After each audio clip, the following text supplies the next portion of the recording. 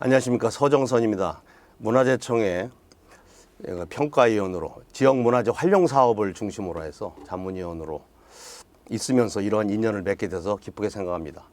세계유산 활용 프로그램에 대해서 설명 좀 드릴까 합니다. 세계유산 활용 프로그램을 상품으로 보고 경영학적인 접근 방법으로 이렇게 운영을 할 것이냐, 일부류는 그런 분들이 계시고, 아니면 있는 예산 쓰고 지역민 향유 혜택을 제공한다는 그런 평을 들으면 된다. 두 번째 부류가 있는데 절대적으로 첫 번째 부류로 가야 된다, 이런 말씀을 드리면서 시작을 해볼까 합니다. 음식점의 성공 요인이라면 맛이 좋아야 될까요? 목이 좋은데 자리 잡아야 할까요? 서비스가 좋아야 할까요? 아니면 가격이 맞아야 돼, 가성비가 좋아야 될까요? 세계유산 활용사업도 마찬가지예요. 그 성공 요인이 프로그램 콘텐츠 맛과 같이, 그 다음에 가까운 곳, 접근성이 좋아야 될까요? 지역의 인심이 좋고 서비스가 좋아야 될까요? 아니면 참가 비용이 맞아야 될까요? 물론 둘 다 답은 첫 번째일 겁니다. 어떻게 콘텐츠를 기획하느냐에 따라서 멀어도 찾아오게 만드는 그런 거를 해야 된다, 이렇게 생각하면서 시작을 해볼까요? 세계유산 활용하고, 아까도 들었겠지만 지역문화유산의 가장 큰 것이 지역문화유산 활용 사업으로 우리 지역민들이 문화의 향유 혜택을 주고 지역의 사회적, 경제적, 문화적으로 발전을 주고 많은 유입된 관광객들을 인해서 문화재를 가지고 녹색 산업으로 국부를 창출한다, 이런 목적이 있지만 세계유산 활용은 절대적으로 세계인을 상대로 한다, 이렇게 생각하시면 될 것 같고, 수원 화성문화재가 수원 문화재 야행하고 수원 화성 세계문화유산 활용하고 각각 달라야 한다는 말씀을 드리고, 한국의 산지 승원도 마찬가지죠. 마곡사가 됐든 법주사가 됐든 대흥사가 됐든 우리 7개 한국의 산지 승원이 지정이 돼 있지만은 생생문화재일 때 다르고 전통 산사 활용 사업으로 나왔을 때 달라져야 되고, 이제는 세계유산 활용 사업을 달라져야 된단 말입니다. 여기 그 유네스코 세계유산 보존 관리 활용 교육 이런 사업 프로그램 소개 페이지를 제가 캡처해 왔는데요. 1994년에 스페셜 프로젝트로 유네스코에서 WHPP, 우리가 쓰고 있는 세계유산 활용 프로그램과 똑같은 약어인데 여기서는 PP가 World Heritage 다음에 Preservation and Promotion이라고 쓰고 있습니다. 보존과 활용을 동시에 강조하고 있습니다. 여기서 공식 명칭으로 뭐라고 썼냐면, 이 WHPP 프로그램에 젊은이 참가라는 말이 있습니다. Young people이란 말이 몇 번 나오고 있죠. 요 밑에도 Young people learn about the World Heritage Sites 하면 줄줄 나오고 있지 않습니까? 이거 보면 이 Tomorrow 이 Decision Makers라는 건데, 미래의 의사결정권자들에게 문화유산 보존을 깨우치게 하고 세계유산에 대면하는 끊임없는 위협 요소에 대책을 세우기 위한 프로그램이다. 젊은이들이 세계유산을 통해서 사학적으로, 문학적으로, 생태적으로 가치 있는 그런 스토리들을 학습하고 그러한 콘텐츠를 개발하라는 지상 명령을 담고 있습니다. 우리가 지금까지 하고 있는 지역문화유산 활용 사업과는 다르다고 볼 수 있습니다. 국가별 세계유산 등재 건수를 보면요, 세계에 지금 세계유산이 1121건이 2020년 10월 기준으로 등재되어 있는데, 가장 많은 나라가 중국이 55건이죠. 그 다음에 이탈리아, 스페인, 독일, 프랑스 이런 순서로 되어 있습니다. 우리나라는 14개로 체코하고 같이 14개로 공동 21위에 등재가 되어 있는 나라입니다. 문화재청에서 세계유산으로 등재되면 국내의 관심도를 높일 수가 있고, 나라 문화 수준을 가늠하는 척도로 굉장히 중요하다고 그런 말들을 하고 있어요.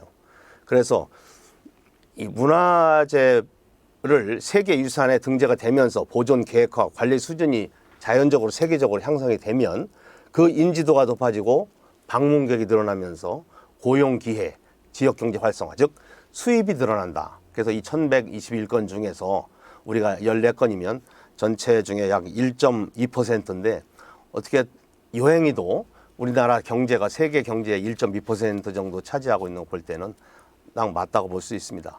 여기 일본이 23개로 12위에 랭크되어 있습니다. 거의 세계 경제랑 비슷하게 가고 있는데 우리도 이런 세계유산에 등재가 되면서 많은 자부심을 가지면서 이것들을 활용해서 우리의 삶의 질을 높이는데 또 세계에 우리 세계유산을 알리는데도 힘을 써야 되지 않나 이런 말을 하고 싶습니다. 제일 중요한 게 가장 중요한 단어가 탁월한 보편적 가치라는 말입니다. OUV라는 말입니다.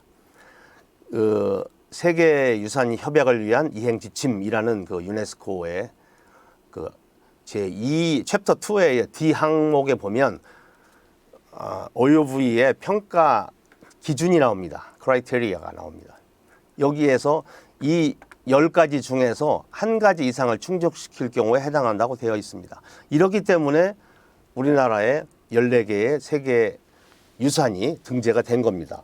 첫째, 인간의 창의성으로 빚어진 걸작이든지, 둘째, 일정한 시기나 또는 일정한 문화권 내에서 건축이나 어떤 기술이나 예술이나 이런 발전에서 인류 가치의 중요한 교환이라는 게는 그 발전의 단계가 점프업이 됐다든지 중요한 시기적인 행태적인 변화가 있다든지, 세 번째는 문화적 전통이나 문명의 독보적인 증거, 이게 바로 아웃스탠딩, 탁월한 그런 의미를 함유하고 있습니다. 인간의 전통적인 정주지, 토지 이용 또는 바다 이용의 탁월한 이런 식으로 쭉 10가지가 나와 있습니다.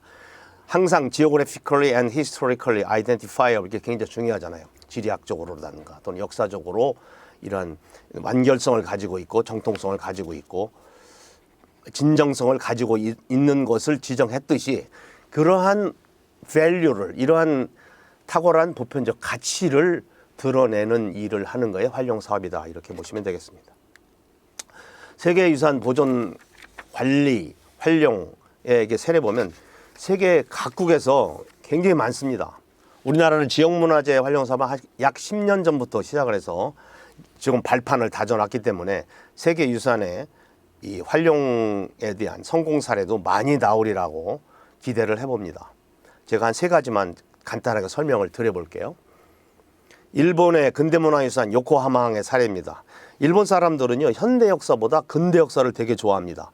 1945년에 원자폭탄 2개 맞아서 패전의 아픔을 한 그 뒤에 사실은 일본도 굉장히 큰 발전을 했지만 사실은 그 전에 메이지 유신이 있던 1868년부터 1912년까지의 그때 근대문화유산, 그러니까 미국하고 개항 조약을 맺은 그때부터 요코하마 항이 국제적인 항구로 발전하면서 커온 그 근대문화 역사를 가지고 2015년에 세계문화유산에 등재된 요코하마 항의 활용 사례.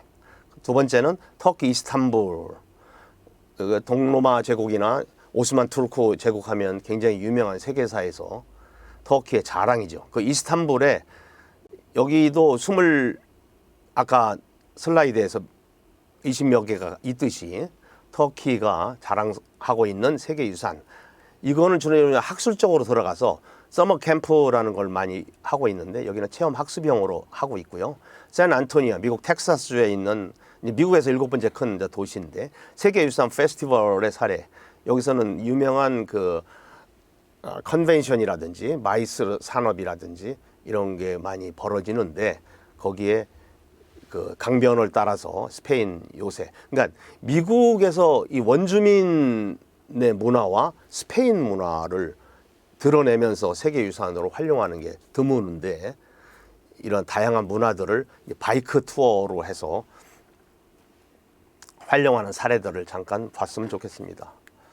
일본 거를 잠깐 설명하면요, 요코하마의 세계유산 보존 활용 위원회라는 게 여기 제가 써놨는데 이게 형성이 돼가지고 옛날에 그 미쓰비시 조선소라고요, 야마구치하고 규슈 지역에도 있는, 그러니까 어떻게 보면 이런 이 중공업이 가와사키라든지 그 일본의 그 나가사키 지역에 있는 거 전부 다 무기를 만들던 데였어요. 그래서 일본의 23개의 근대 문화유산을 합쳐서 세계유산에 등재를 할 때 그 중에 23개 중에 7개가 바로 군함도를 비롯해서 우리나라에 5만 7천 명에 달하는 조선인 노무자를 강제 동원돼 아주 쓰라린 게 있기 때문에 이거 되면 안 된다 말도 많았었죠. 그러한 아픔의 역사였기 때문에. 그러나 이거를 1912년 이 뒤에 거는 빼고 그 전에 것만 넣어서 일본이 33개 중에서 등재를 하게 됩니다. 일본은 1945년 이후에 생긴 대기업은 혼다하고 소니밖에 없어요. 대부분이 그 2차 세계대전 이전에 있어도 아주 자랑스럽게 일본의 산업화를 보여주고 있는데, 저도 여기에 서너 번 요코하마에 좀 가봤었는데, 여기 아카렌카 창고, 여기 이 빨간 벽돌이라는 말입니다. 아카렌카라는 일본 말로. 이 창고도 옛날에 그 대형 창고였는데, 이거를 지금은 미나토 마리아 21이라는 이 지구로 크게 개선이 되면서 문화 창조 공간으로 쓰고 있고, 이 안에서 전시 공간으로 쓰고 있고, 학습 체험 공간으로도 쓰고 있고, 쇼핑 공간으로 쓰고 있고, 상업 공간 하고 있습니다. 여기에 지금 요코하마 예술문화진흥재단이라는 데에서 운영을 하는데, 여기서 공연도 하고 전시도 하고 체험도 하고 뭐 쇼핑도 하고 그렇게 하는데 650만 명이나 작년에 왔다 갔다 그래요. 여기에 매출액도 470억 원이라니까 대단한 활용을 하고 있는 거죠. 그다음에 이 기나가와 현의 역사 박물관도 이 100여 년간의 근대 문화를 담아 있어 설명을 하고 있는데, 저 이 안에 가봤는데요. 그 큐레이터가 잘한 것도 있지만 상당히 테마별로 잘 설명을 해주고, 그 안에서 단순히 전시로 보는 게 아니라 많은 체험 활동들을 사람들이 와서 하고 있어요. 청소년들, 미래의 꿈나무들이.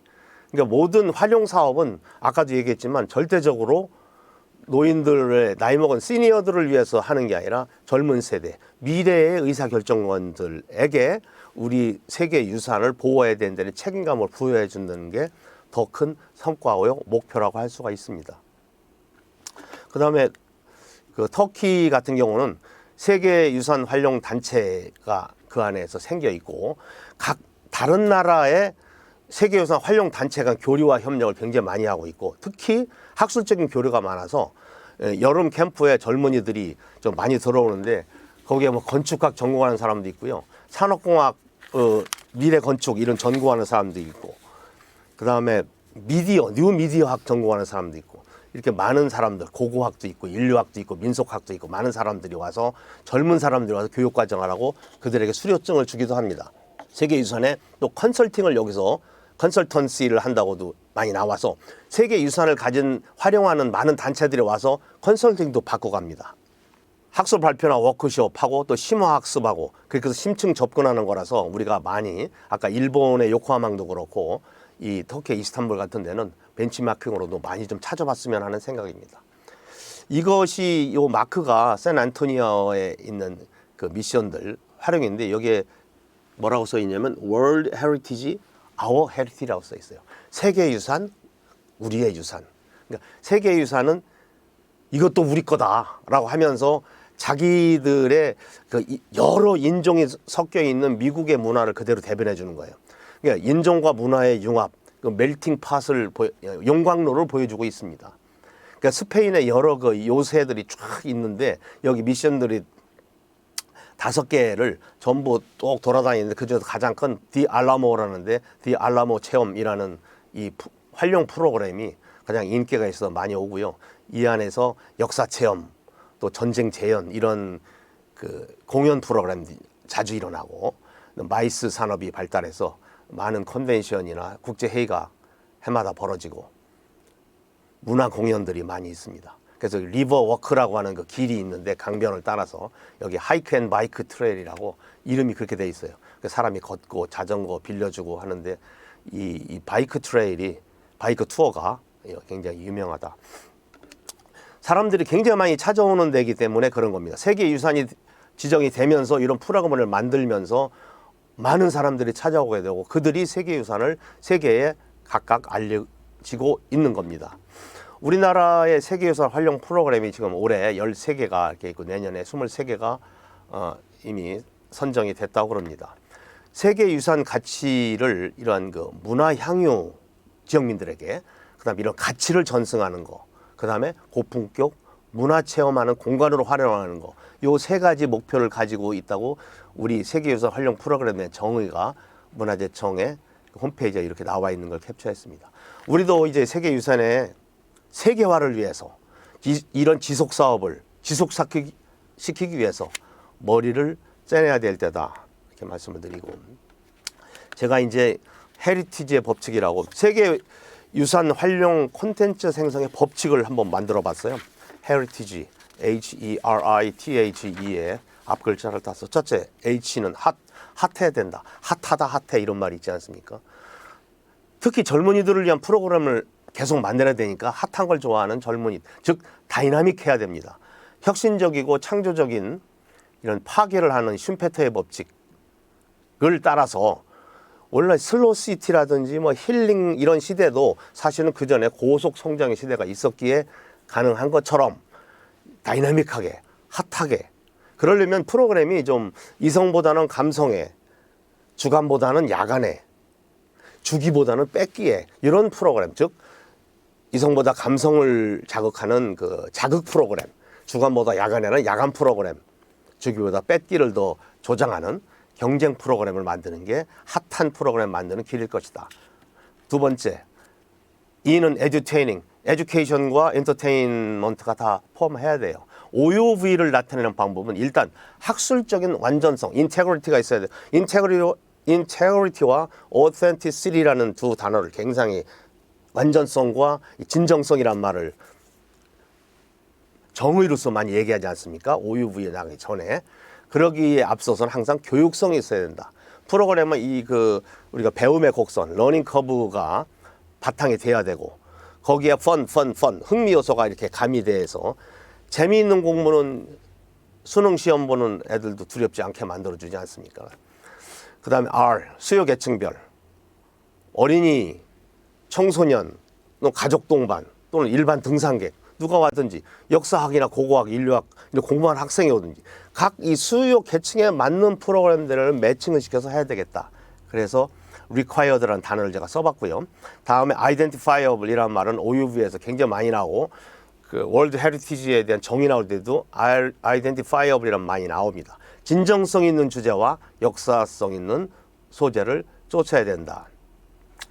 축제성 콘텐츠라든가 단순 체험형이라든가 이런 것들이 또는 대중음악, 연예인 공연 단순히 이제 모객을 위한 수단으로 쓰는 것이 세계문화유산 활용 사업에서는 좀 안 했으면 좋겠다. 그 다음에 트래디셔널, 전통문화로 승부하고 스토리텔링으로 승부해라.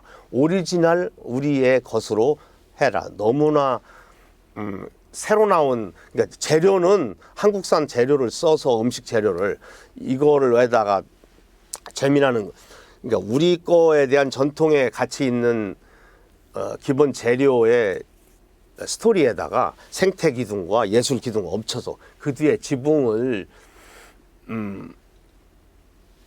초가집으로 하든 기와집으로 하든 뭐 슬라브 집으로 하든 그거는 현대적으로 간과하든 그 CEO에서 포장하는 그 다음이고, 가장 밑바닥인 오리지널은 트래디셔널한 데서 전통 문화를 기본으로 콘텐츠를 탐색해내야 되겠다. 아티스틱, 예술가주도의 문화 상품을 작품처럼 만들어야 되겠다. 항상 무슨 일을 하든지 우리 연출하고 이 프로그램을 끌고 나가는 사람은 예술적 DNA가 있는, 예술성 감각이 있는 사람, 즉 예술성을 담보로 프로그램을 끌어놔야 되겠다. 아티스틱 해야 된다. 그다음에 글로벌, 다문화 교류. 우리도 이미 많이 다문화가 돼 있다고 하지만 아직도 세계화되기에는 좀 멀다. 세계인의 입맛에 맞게끔 해야 되겠다. 즉 유니버설 밸류라는 게, 보편적이라는 게 동양인, 서양인, 노인, 젊은이, 남자, 여자 모든 사람을 통틀어서 가치 있다고 평가되는 게 유니버설이지 않습니까? 그래서 OUV 중에서 사실은 V를 먼저, 가치를 먼저 찾고, 그 다음에 유니버설, 보편적인 걸 그 다음에 찾고, 그 다음에 아웃스탠딩. 그 중에 차별화된 탁월한 걸 찾아야 돼. 그러니까 OUV를 컨텐츠를 하는 방법은 V부터 찾고 U부터 찾고 O부터 찾는다라는 말이 맞을 겁니다. 마지막 이코노미컬. 아까도 황상우 대표 설명해 주셨지만 결국에는 자립성이나 지속가능 지수를 높이려면은 수익성을 확보해서 상품성이 있는 거를 해야 되겠다. 우리 그 지역문화 활용 사업에 문화재청에 홈페이지 이렇게 좀 많이 나오지 않습니까? 생생문화재, 한교서원, 야행, 고택종갓집, 전통산사 문화재 활용 사업 나오지만 세계유산 활용 프로그램을 가면서 결국에는 매력적인 관광 자원으로 육성 지원하는 걸 문화재청에서 하겠다라고 나오기 때문에도 그렇습니다. 제가 강령이라고 이렇게 이제 마지막으로 다짐을 하는 의미로 좀 써봤습니다. 활용 프로그램을 사업화하기 위해서는 첫 번째, 세계유산 등재 노력만큼 등재할 때 그 노력한 만큼 활용에 노력을 해야 되겠다.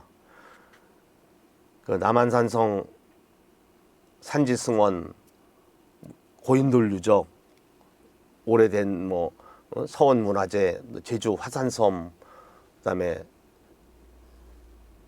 양동마을, 하회마을, 역사마을 이렇게 갖은 차별점 요소들이 들어가면서 찾아가며 탐구해가며 거기에 맞춰가며 만들어야 되지 않겠냐. 울산 반구대 암각화 한번 봐도 그래요. 반구대 포럼 굉장히 요새 세계 유산으로 등재하려고 엄청난 노력을 지금 하고 있습니다. 그들이 또 생생문화재 활용 사업도 하고 있습니다. 저 거기에다가 이제 글로벌한 거 몇 가지, 아티스틱한 거 몇 가지만 하면은 세계유산 활용 프로그램에 손색이 없다고 저는 생각합니다. 그래서 절대적으로 그 등재하는 노력만큼 활용에 노력을 좀 많이 좀 기울여야 되겠다.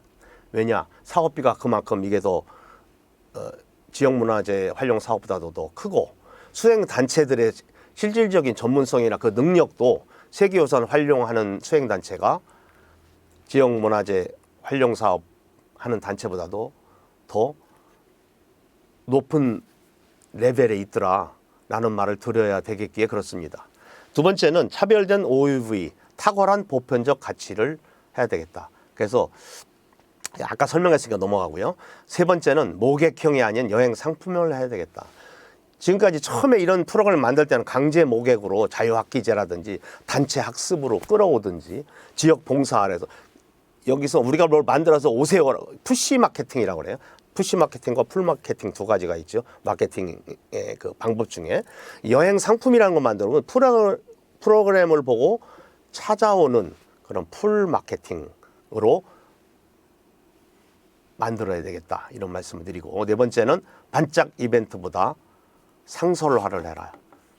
가끔 한 번씩 하는 1년에 한 번 하는 그런 이벤트성, 연예인만 배불리는 행위를 해서는 안 되겠다. 일회성 행사, 축제나 문화재 야행 같은 게 아니라 이것은 상설용으로 문화재 가치 드러내기로 주민들이 가수부러 오지 이렇게 우기지 말아야 되겠다. 이런 말씀을 드리고요.